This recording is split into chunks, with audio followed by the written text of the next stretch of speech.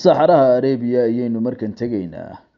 inagoo ku wareynayna quwadda ciidan ee dalkan ugu weyn bariga dhexe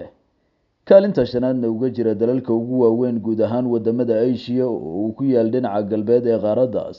militariga Saudi Arabia ayaynu warinaynaa oo ah ciidanka labaad ee ugu xooggan dalalka Carbeed kaalinta 23aadna uga jira quwadaha ciidan ee dunidana maanta ciidankaas oo kharashka uga baxa dawladda Sacuudiga lagu sheegay lacag ka badan 2 bilyan iyo bar sanadkii aynu ku noqono sooyaalka dhismaha ciidamada boqortooyada Sacuudiga ee taariikhda casriga ah waxay ka kooban yihiin military ciidamada badda ciidamada difaaca cirka iyo ciidamada hubka Royal Saudi Strategic Missile Force taariikhdu waxa ay warisay in dhismaha ciidamada Sacuudiga casriga ah ay soo bilowday boqortooyadii Cismaaniyiinta oo madaxii amniga ee magaalada Mecca waagaas kala shaqeeyay gleelida militariga dalkan daba dawladaha Ingiriiska iyo Mareykanka ayaa xilliyo kala duwan isku dayay inay mashaariic dhisme ciidan siiyaan Sacuudiga kuwa oo labadooduba fashilmay ha yeeshee dhismaha ciidamada boqortooyadu waxa uu si rasmi ah u bilowday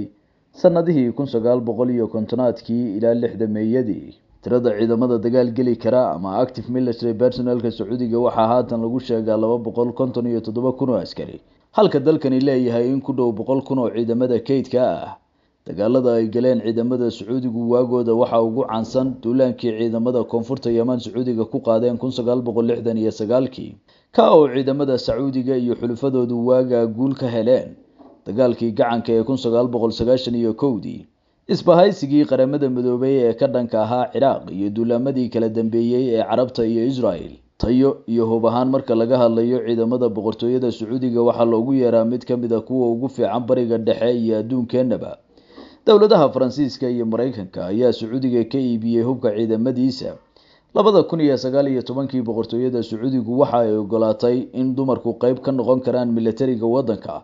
kuwa oo horay booliiska uga mid ahaan jiray waxaana ciidankani safka hore uga jira kuwa tiro ahaan sida xawliga u koraya marka laga hadlayo dalalka Carbeed iyo Asia